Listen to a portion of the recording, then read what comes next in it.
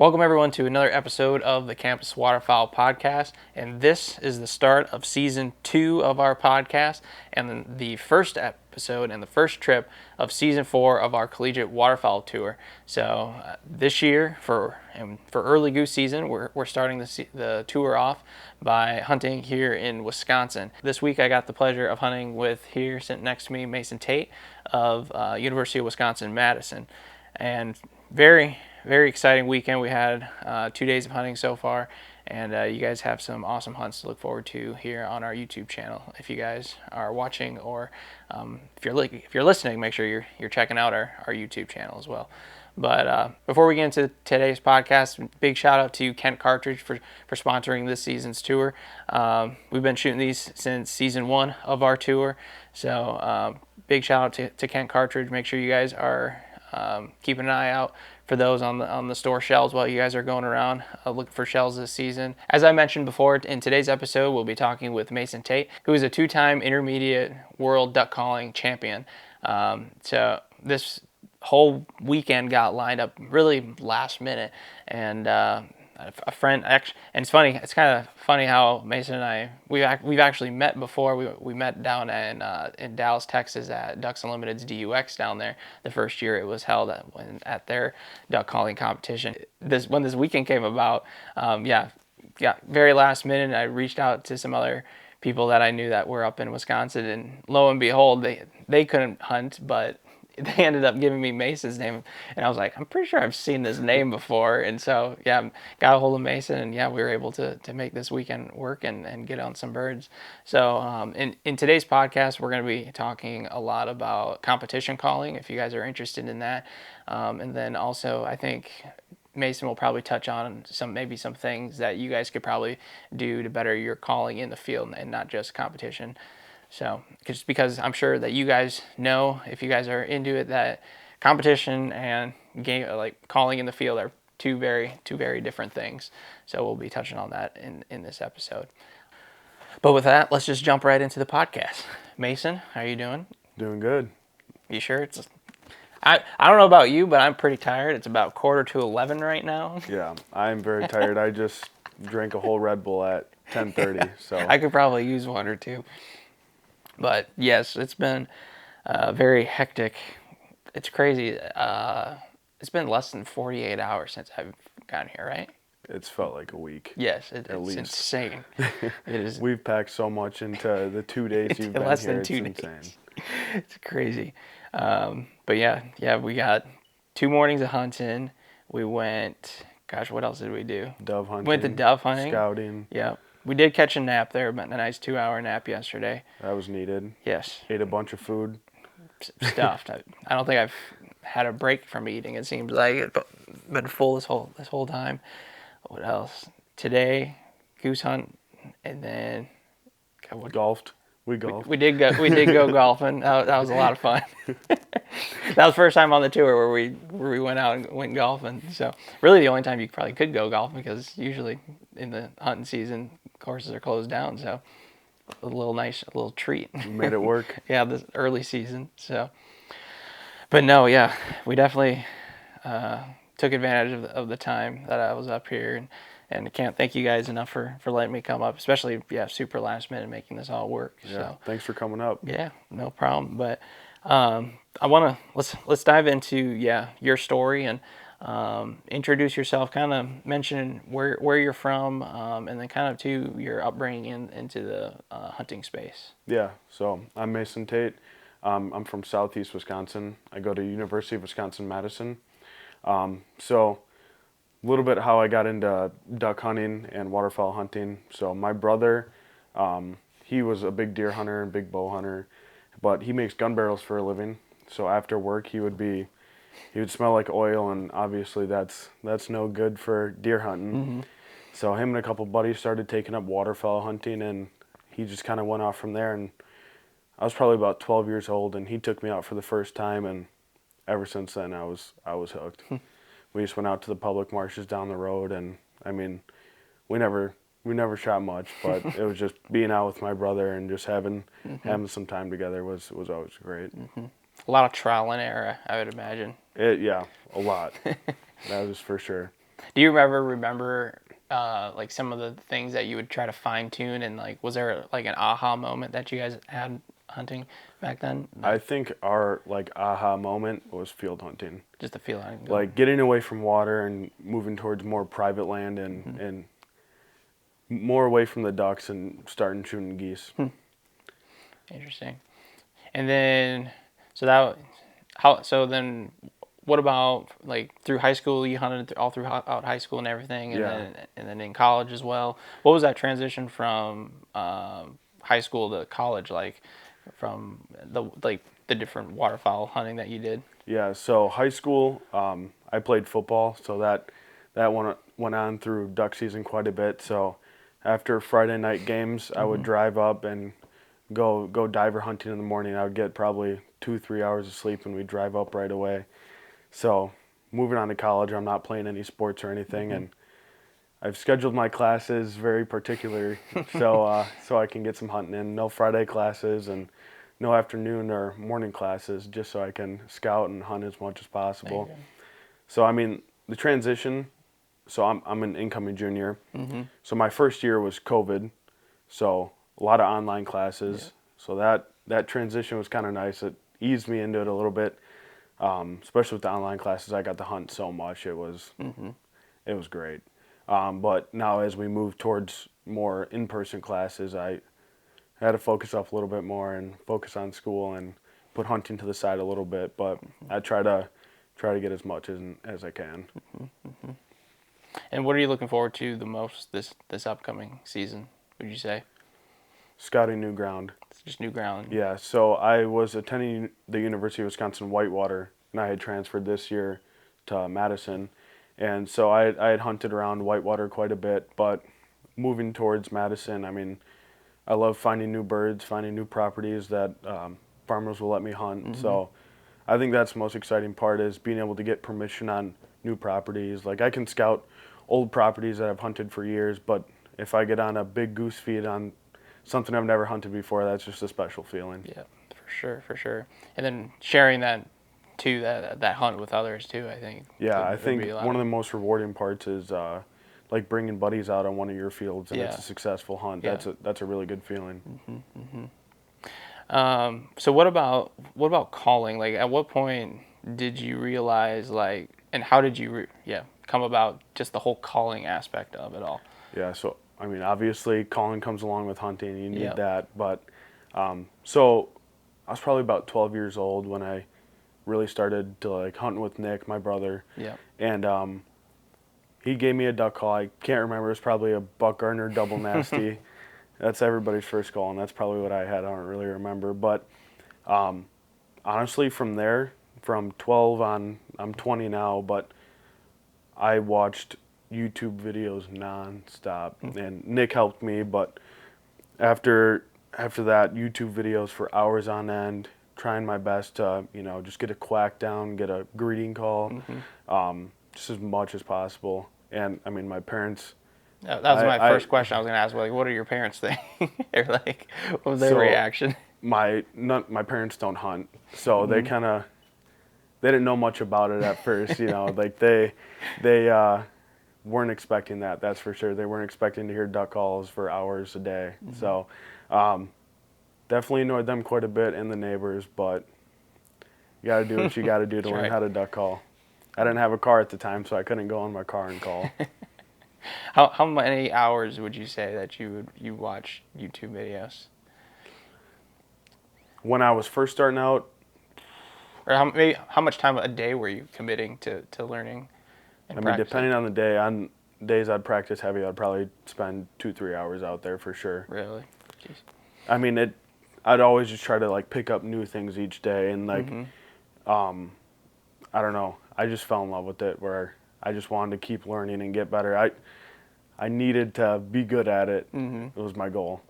Would you say that's a trait that you carry in other aspects of your life as well? Just perfectionist, would you say? I try to be. Try to be. But you know how that goes. And your you mentioned, what was your major? Supply chain management. So very analytical. Yep. Very detailed and data driven. Yep. All that stuff. So it goes hand in hand with other stuff I do for sure. so you started practicing, watching YouTube videos and everything, but like, what kind of got you to that next step of wanting to compete? Yeah, so I would always go. I have a Cabela's 10 minutes away from my house, and I was talking to you about this earlier. But one of my actually good buddies now, his name's Nick. He was working at the Waterfowl booth at Cabela's, and I would go in there and blow every call in there just to try it and see what I liked. And I didn't have enough money to buy one, but I wanted to see what I could get. But I'd go in there and blow duck calls, and Nick, the guy working behind the counter, was like, "You sound pretty good. You should enter the state calling contest." So I was like, "Oh, I didn't know there was a contest going on. I'll be there. It's 10 minutes away. Why not?" Mm-hmm. So I practiced up, got a R&T MVP competition call, and started using that, practicing with that, and next thing leads to another, and I'm at the competition. It was me against a little girl, and it was the most nervous I've ever been for a competition. Was it just you two competing? Yep, really? that was it for the youth contest. Yeah, that was it, and it was the most nervous I've ever been.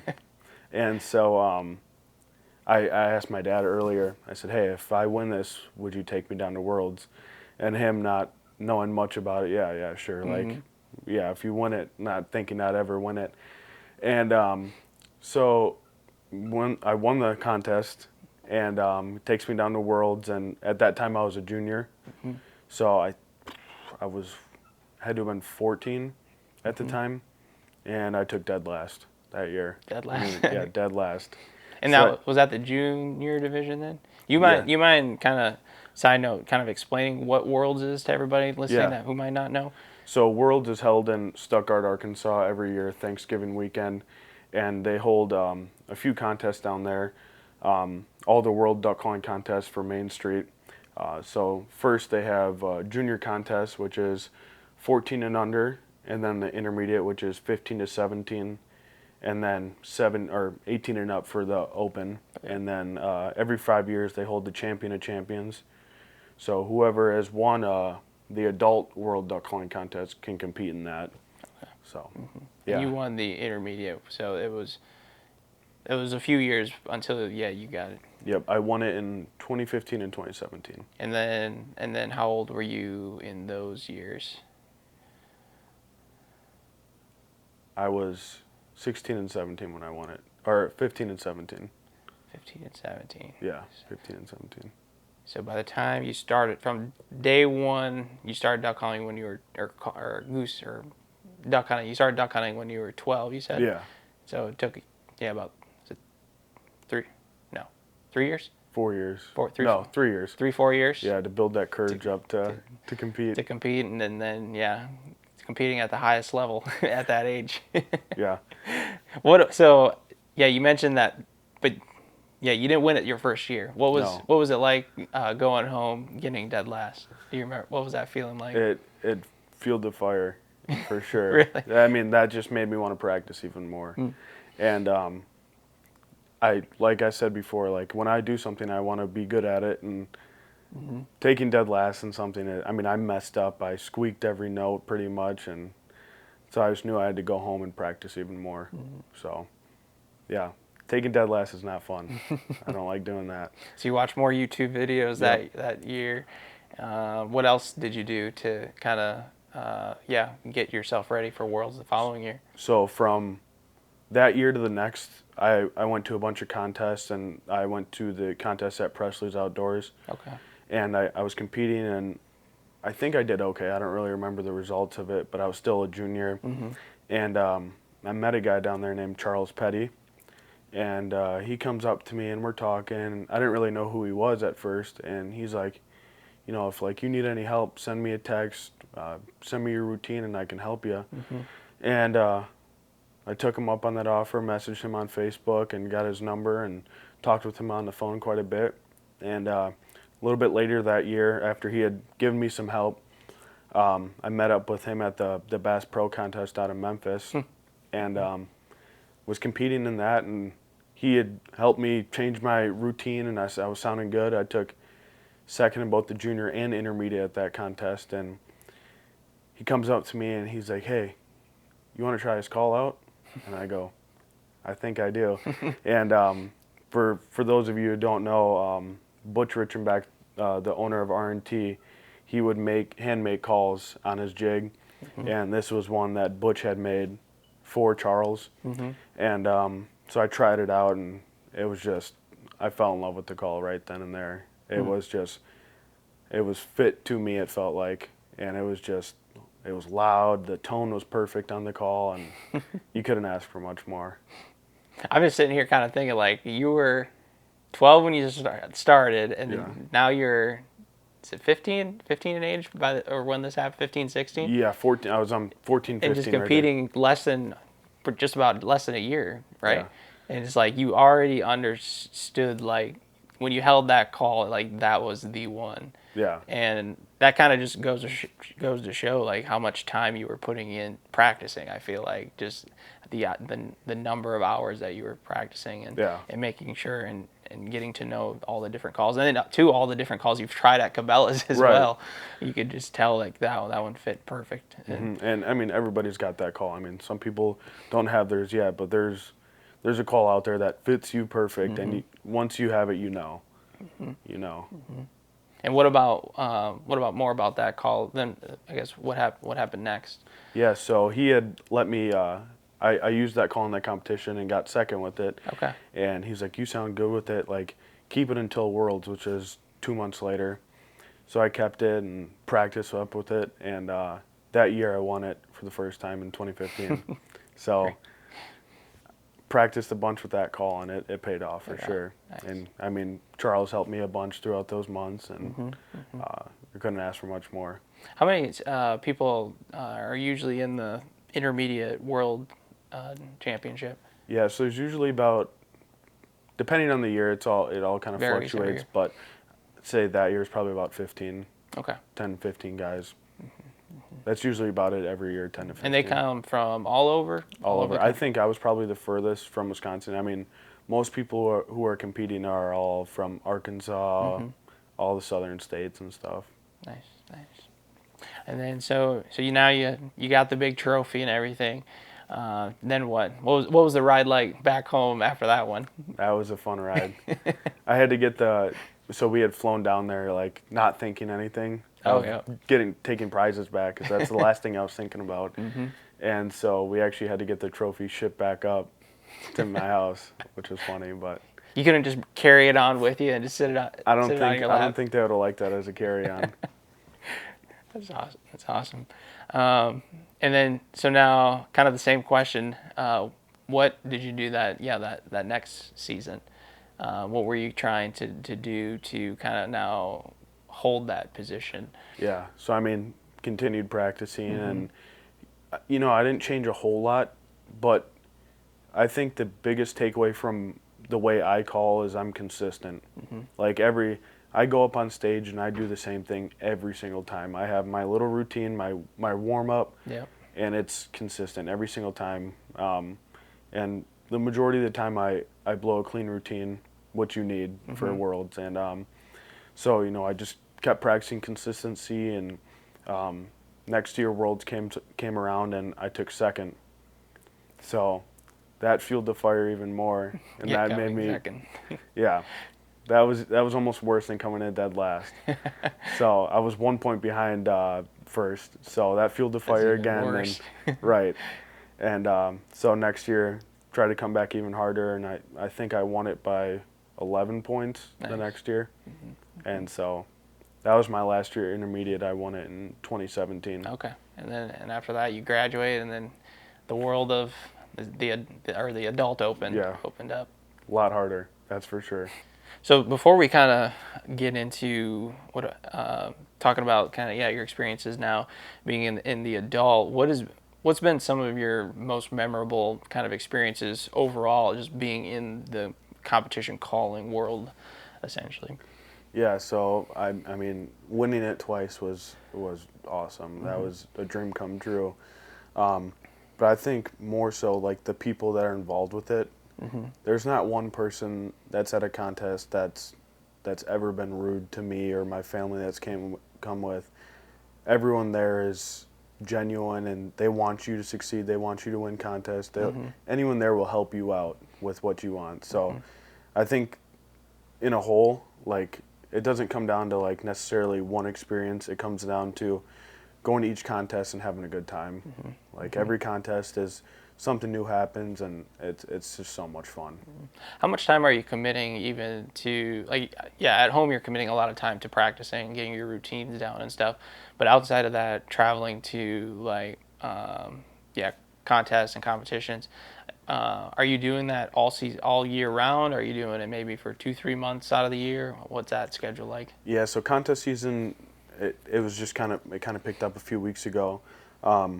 It's usually June, July, August is like the busiest time for contests. There's a few that get held in like February, I think, but other than that, like there's just contests upon contest throughout the summer leading up to the hunting season. And then, like I said, Worlds is Thanksgiving weekend, and then they have where World Goose is Easton, and that's the first weekend in November. Okay. And then from there, yeah, kind of hits the off season and then kind of starts back up. Yeah, so you got a little bit of time after hunting season to recoup and shoot some turkeys. Yeah. Shoot some turkeys, look at your files or your audio files, try to fine tune some things and learn some new things as well. And so what was it like transitioning from the intermediate competition to then the adult, and even from like the regional contest to the worlds?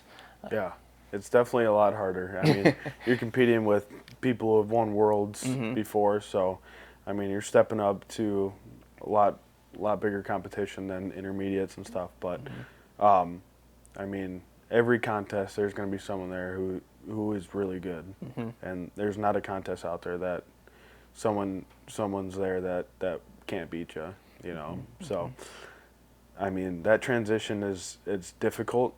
And I think that's where we lose a lot of younger callers, like people who I'd say that maybe like they were good as an intermediate caller, but they might have had troubles transitioning over to the open. I'd say that we lose quite a few that can't quite compete with the open. So. And with. Yeah, I guess how does one even for yourself, like, did you feel like you had a chance at some of those competitions, or that kept you kind of going, or what was it that kept you going?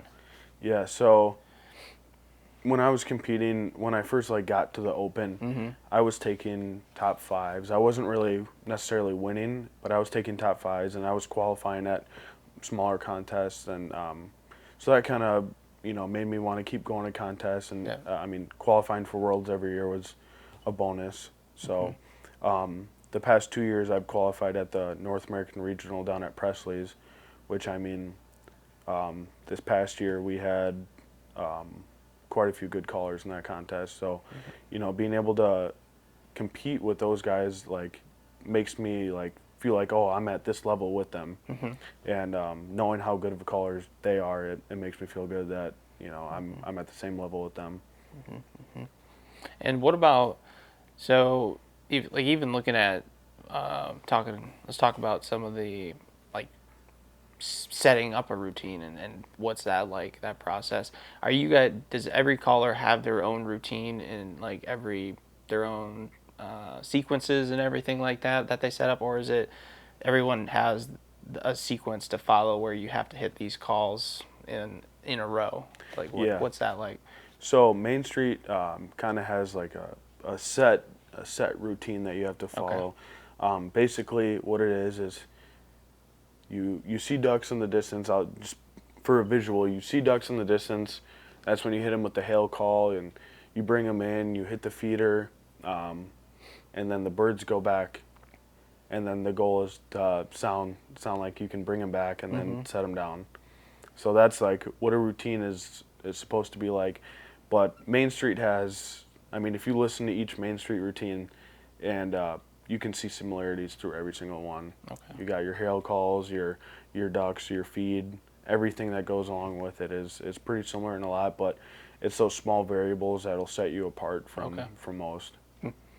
And you mentioned there's a couple different types of contest, you got the Main Street and then you got the meet, correct? Yeah. What are the differences between those two contests? So Main Street, the biggest difference I'd say between the two is Main Street, that's an instrument. Mm-hmm. You're pushing that call to its limits. I mean, it's got to read. It is an instrument, and you're pushing your call to its limits, just showing the judges what you can do, how much power you got. Mm-hmm. And in terms of a meet routine, that's more of like you're actually trying to sound like a duck. Mm-hmm. Like you're out hunting.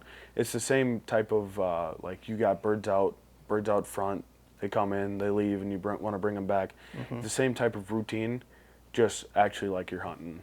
Okay, more hunting scenario. Yeah. And then, yeah, and then kind of like the same, like you said with the Main Street. That's a similar routine where the birds we're out there bringing them in. And they come. Mm-hmm. Okay. Gotcha. And then there's those little variables, still that same type of deal where each caller has their own little twist that they'll add. Yeah, for meat calling contests, you have a little bit more leeway, I'd say. Okay. Where you can throw in some cool stuff, like mm-hmm. you can throw in a bouncing hen or whatnot, refuge feed, you name it, and you can. I mean, people try new things all the time, and you just got to see what works for you and mm-hmm. what scores well on the judge's card. Okay.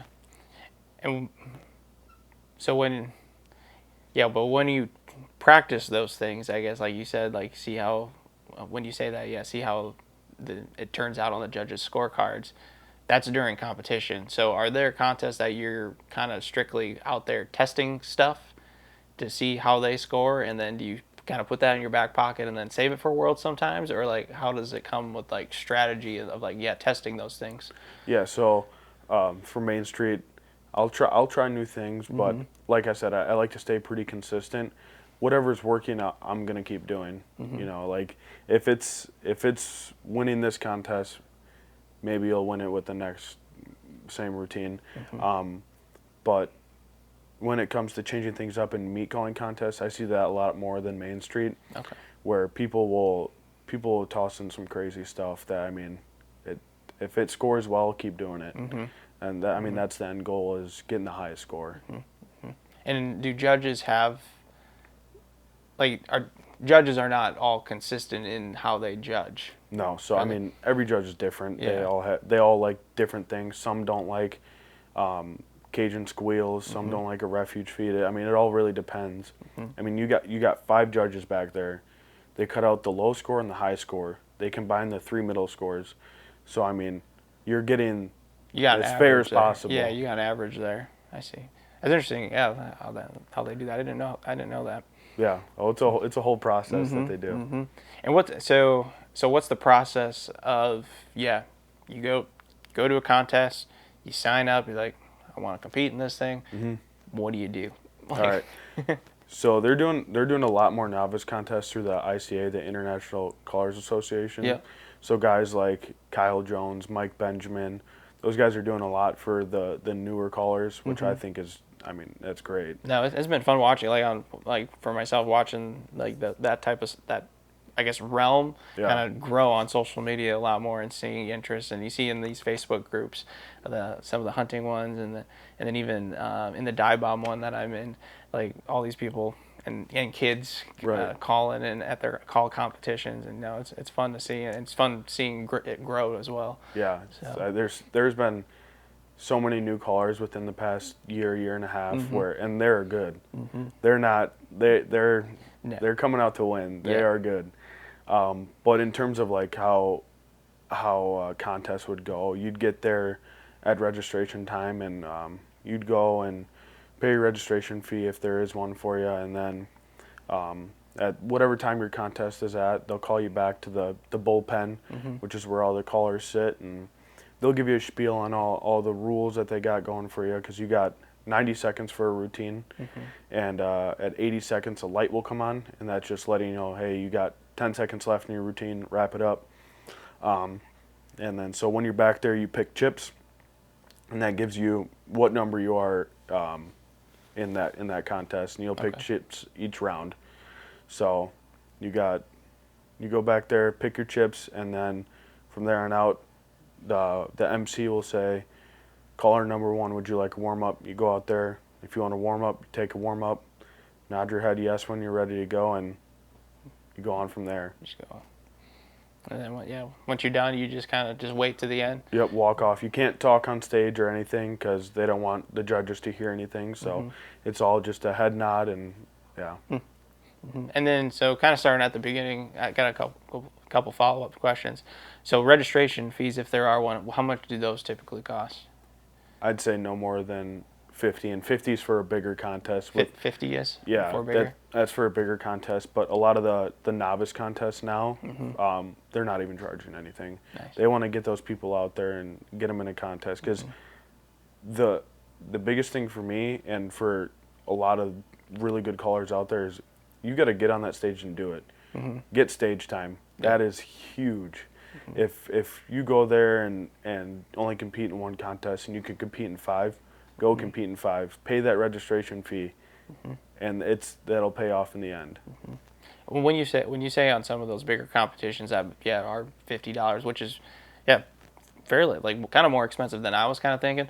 When you say larger, like what do you mean by that? Is it a bigger prize pool? Is it just more people, or what do you mean by that?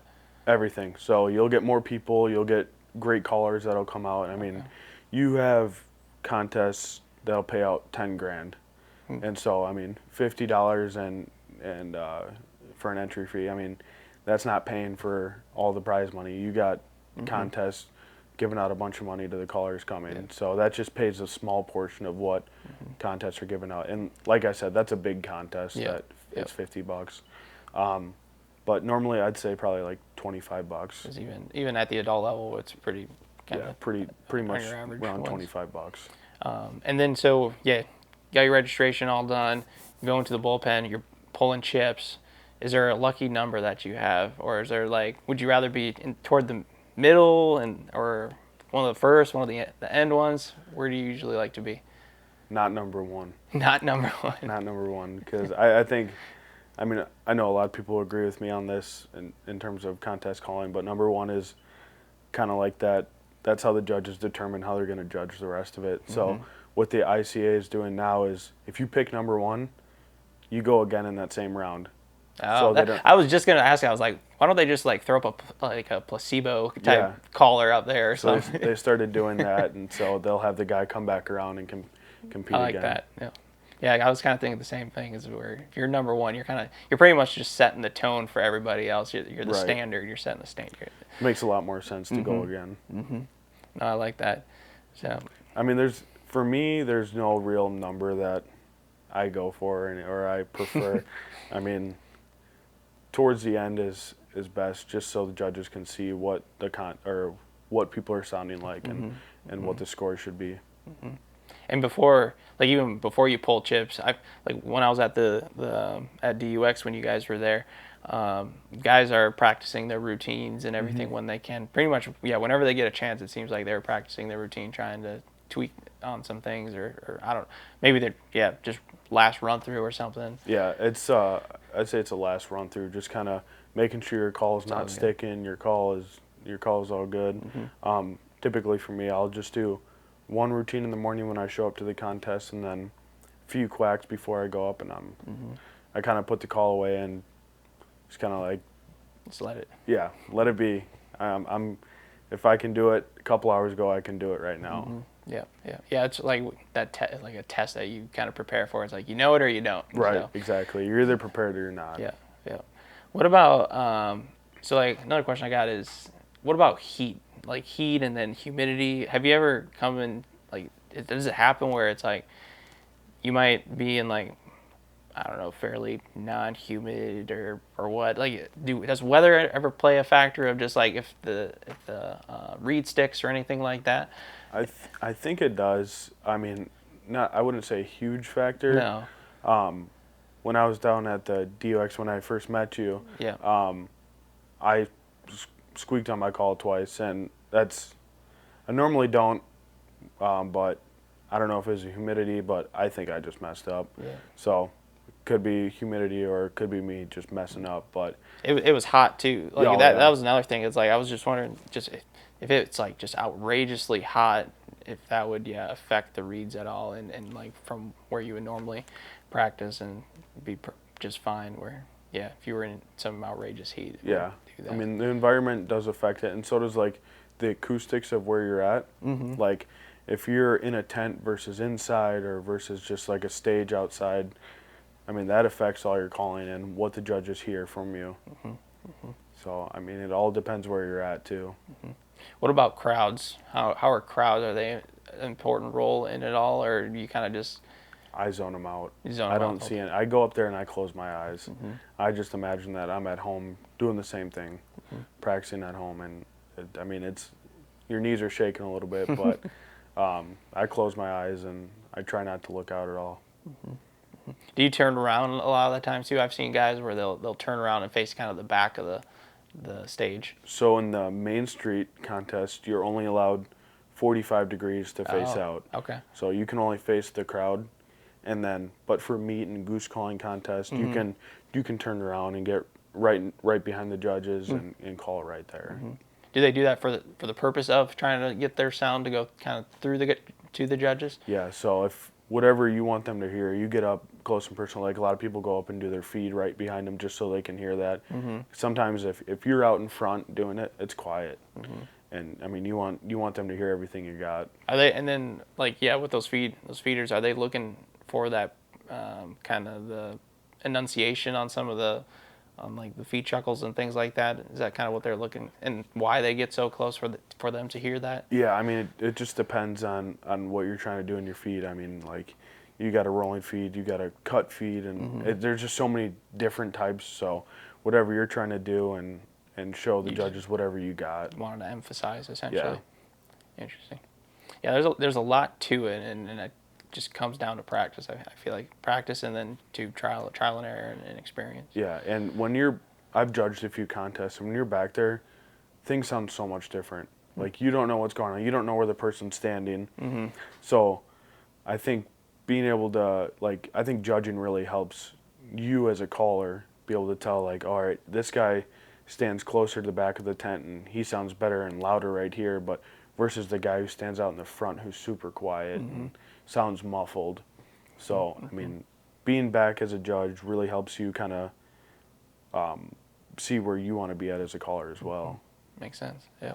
I guess as we kind of finish out this podcast, let's talk about kind of any advice that you might have for people that might be interested in goose calling competitions or duck calling competitions. I feel like there's a lot of people out there that have debated about getting into calling, and they feel like they do have the skill, but they never have gotten that nudge to just go up on stage and register for a competition. What advice would you give to anyone interested? I guess first interested in in calling competitions. Yeah, so like I was talking about earlier about Charles Petty, who was, I mean, he's my mentor when it comes to competitions, and he helps me out with whatever I need when it comes to that.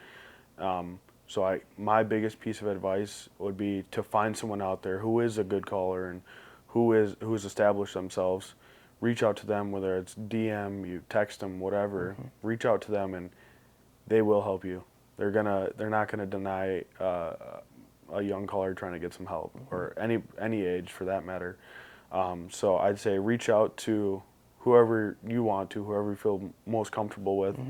They will respond. They're not going to leave you on red or anything. So I'd say that is one of the biggest things. That's what helped me, was getting that mentor. And, you know, he pushed me as a caller to advance my skills and get better. I'd say the next biggest thing is practice. I know we've talked about that quite a bit. And that's your make or break. If you don't practice, you're probably not going to do as well in a contest as someone who's practicing hours on end. So when it comes down to it, it's practice and having that person to listen to your routines and say, hey, you might want to change this and fix this a little bit. I think like for me, like I've always debated about trying to get better at calling and potentially even doing the competition stuff. Like, and this was back when I was a lot younger and stuff. But it's like the biggest thing for me was always the sequence, or like the routine aspect of it. Like how the heck do you come up with a routine, things like that. Is that what you work on with a mentor a lot of the times? Do they help you kind of put a routine together? 100%, yeah. They will. I mean, from my experience, Charles had helped me with putting a routine together, telling me to change this note once. Like, they will, in terms of a mentor, they will help you with whatever you want for routine, and also watching a bunch of YouTube videos on how to put together a duck calling routine or a goose calling routine. There's so many videos out on YouTube that are, this is what you need to do here and this is what you need to do there. And I mean, you can look on YouTube for 2 minutes and you'll find a video on a duck calling routine. So, I mean, everything is in your hands. You can do it. Like you can look up a video. The information is out there. You just have to search for it. Yeah. What about? Oh shoot, what was I gonna say? What about? Yeah. How about even finding a mentor? Like, what would you recommend for for resources for people to go to find a mentor? Yeah, Facebook and Instagram. We were talking about earlier the International Callers Association, ICA, and they're doing great things for new callers and old callers for that matter. And reach out to any of those guys. Reach out to myself. DM me on Instagram if you guys need help. I'd be more than willing to help you with whether it's just duck calling for hunting or competition. I'm not much of a goose caller myself, so I'll have to reach out to some You're hitting those guys. calls pretty hard these last couple days, I'll say. You'll have to reach out to some other guys that are a little bit better than me at putting a routine together, because I need to work on that. The routine part. But yeah, no, just the ICA has a bunch of good guys that are helping them out, and you know, really just putting contest calling in the right direction, which is what we needed. I mean, there's a decline in contest calling. Everybody knew that, and numbers are going down, and this year the numbers are way up, which is great to see. I'm excited for that. And there's nothing else to do during COVID. You know, everyone was just at home practicing calling. Right. They're all on their calls, and I'm sure all the parents are excited now that COVID's done, and they can start going outside again and calling. There's some great guys coming up from the novice contest that it's scary to see how good these guys are already. Really? Yeah. They'll get to adult and they'll start whooping up on you guys, and then I don't doubt it at all. that would be insane, to watch and just to witness. That'd be fun to see. What about let's talking about some of the just techniques of just blowing the duck call, like you said. Yeah, practice is super important and everything. But what about, like, were there any moments or things that really helped you in, like, controlling airflow or even transitioning from, like, one type of call to the next, or how you hold your call, like anything like that's kind of helped you get to that next level in calling? Yeah, so I mean, most people start off with the double reeds. Yep. A little bit easier to blow, and you don't need as much practice, or I mean, you're just basically blowing air and opening and closing your hand with a double reed, and that's a great call to start off with. But as you transition over to like single reeds, it's a little bit harder to control. So you need a little bit more control with your air, and I mean, you're getting air straight from your diaphragm. So I mean, newer callers will puff their cheeks out when they call, and don't do that. But so getting air straight from your diaphragm, like a lot of videos they'll talk about not just blowing straight air. It's air that's like you're trying to fog up a window, where you go that type of air versus just blowing straight into the call, which I think is, that's a great piece of advice in order to like really figure out what air presence you need in that call. And like I said, single reeds are a little bit harder to control, and hand placement is key on that. It depends on the call, on where you want to place your hands, but it's all really just preference at that point. Like, if it feels comfortable and it feels good to you and you sound good on it, keep doing what you're doing. What about like the different calls that everyone's using? Is there a brand that everyone's looking at that everyone else tends to use, or what about that? Yeah, I'd say it all depends on your preference. I was talking about earlier how I'd go into Cabela's and try every single call in that case. And I mean, I found some ones I like for sure and some ones I didn't. So go to Cabela's, try every single call out. every single call in that case. You should try out and see what you like, and try your buddies' calls out and see what you like from there. But there's not one call out there that's the best call or anything. But find the call that fits you and stick to it. You know, like I was talking about competition calling, I found that call that fit me well, and I've used it for 7 years now, 8 years. So, you know, finding that call is huge. It's important in your success. Do you think you'll ever not use that call? Like, do you think there'll be another call that kind of comes into your life and it just kind of hits different? Not one as special as that. I mean, there's other good calls out there that I like, but I mean, calls do run out of their tone a little bit. Like they'll wear down a little bit and they won't sound as good as time goes on. But I've blown other calls and I've liked some, but just nothing that I felt as confident as I do with that one. And that's how picking a duck call out for hunting is. Like, you want to find that call you're confident with, and you don't want to go out in the field and squeak your call nonstop. So finding that call that you're comfortable with, you're confident with, that's the call you need.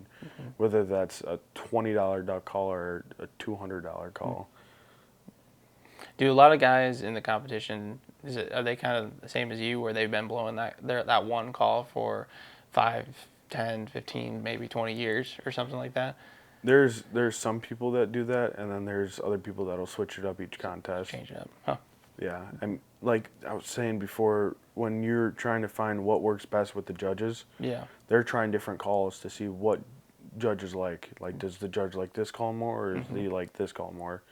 It all just kind of depends on what you're going for. Do you do much of the team competitions? I've seen some team routines. I've tried it out a little bit. I don't really have a routine quite yet. It's something I want to get into for sure, though. I'd like to team up with somebody and actually get a routine down rather than just last minute. Hey, let's do a 2-man contest together. I think there's people out there that are just their team routines are just great, and it's hard to beat. But no, that's a fun contest. Yeah, that's fun. It's fun hearing. Yeah, a lot going on, and especially for those, like, the pressure is kind of off right there. Like, me calling contests and 2-man I don't feel as much pressure as I do on Main Street, because you have I mean, you can do whatever you want up there, so it's fun. Do they have a competition at Worlds for 2-man? They do in Easton. In Easton on Goose. Nice. Do you compete in Goose at all, or? I've done the state a few times. Yeah. Not the best goose caller, but I try. We have some really good goose callers here in Wisconsin, so it's hard to beat those guys. Do you know, does that competition get more entries than the Worlds in Stuttgart? No. Yeah. So for the Stuttgart one, you have to qualify beforehand. Okay. So they have over 50 contestants each year. And Easton, you don't have to qualify for. I've actually never been out to Easton. That's a trip I've been meaning to make for years. But they always have a bunch of callers out there. And the state contests the Wisconsin State one is growing, which is good to see for the goose side of it. But no, I'd say Worlds definitely has majority of the callers, very good callers too. Yeah. The state contest, you'll get guys from all over who not most, but some have never blown in a contest. It's their first contest, and that's a great stepping stone is the state contest to, you know, get your foot in the water and see what it's all about. And you just said, you said the ICA? Yeah. The what was it called again? International Callers Association. And do they host, like, have a place dedicated for, like, upcoming contests and things like that where people can find? So they got a Facebook and Instagram. If you want to tag them in this video, if you want to put it down below or something. Oh yeah, no, I can do that. They got all the contests posted on their Instagram and Facebook, and that's a great resource. And finding your mentor and finding where the upcoming contests are, and they're changing the future of calling, which Cool. is great. Cool. Well, yeah. Well, then, if you need any more information, go to the ICA's website Yeah. to find it. Yeah, no, that's awesome. I don't think I've ever been on their website yet. I'll have to check that out to see everything that they got on there. Do they got? God, there's just so much when it comes to calling. Just all the when it comes to all the different calls and just all that stuff. But it's a lot to take in. Like I can see it could be pretty intimidating for someone to look at it and like commit to all the time commitment to learn all that stuff. And it's having a mentor. I could see it that would make life a lot easier. I think and it'd be a lot of fun for the mentor and the mentee, I think. Yeah, I mean those mentors, they want to do that. Mm-hmm. They want to help other people out. That's what they enjoy. Yeah. So, yeah, find your mentor and stick with them. What do you think your mentor would say about your call career right now? I hope he's proud of me. I mean, I'm still changing things to this day, and he's still critiquing me. So, I know. I mean, he's the nicest guy I know. He helps me with all my calling, and I couldn't ask for much more. And it's not just about calling either. I talk to him about just life in general, and he's just one of those guys who's just a wealth of knowledge, and he knows everything. That's cool. That's special. Well, I think we're closing in on an hour right now. I'm looking at my phone, and it's just about midnight too. And you guys are planning on hunting in the morning, aren't you? Yeah, I'm either hunting or scouting. Hunting or scouting, and then I'm heading back home, and I got a 10-hour drive at about 4 hours. 4 5. Yeah, we need some sleep. Here we go. That's for sure. Just keep on keeping on. Yeah. Just keep on going. But no, Mason, I can't thank you enough for letting me come up here last minute and let me hunt with you guys and crash here. And Of course, really appreciate it, and no, it's had a great time meeting everyone, hearing your guys' stories, and look forward to seeing how you guys do the rest of the season and following your calling career, and hopefully I can make it over to Stuttgart this year and see you at Worlds. And it'll be a lot of fun. Thanks for coming up, man. I know last minute it was hectic, but I'm glad everything worked out, and we got on some birds, and I'd say that's a successful early season hunt. Oh yeah, right there. No, for sure. You can't complain with those results because early season is very. You're on them or you're not. So. One of my buddies said the only thing consistent about early season geese is that they're inconsistent. Yep. And that might be the truest thing I've ever heard 100%. about goose hunting. Yeah. Thank you everyone for tuning in to the first podcast of the 4th season of the Collegiate Waterfowl Tour. We'll be traveling across the country again this year, traveling and meeting students, hunting with students, talking with students, living in their quarters, and really showcasing and illustrating the lifestyle of collegiate waterfowl hunters across the country. So you guys will get a chance to see how they hunt, hear how they hunt, and just learn things from them and see how they cook their game, see what they do in their free time. Like we went the dove hunting this week, so you'll get to see it all this year on the Collegiate Waterfowl Tour. So if you guys haven't already, make sure to subscribe to the YouTube channel. But that's going to do it here on the first episode. Thank you guys again for watching, and good luck this season.